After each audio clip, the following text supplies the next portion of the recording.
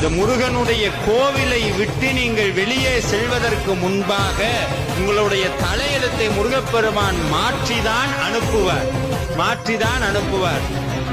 இத நீங்க வேணா டெஸ்ட் பண்ணணுமா?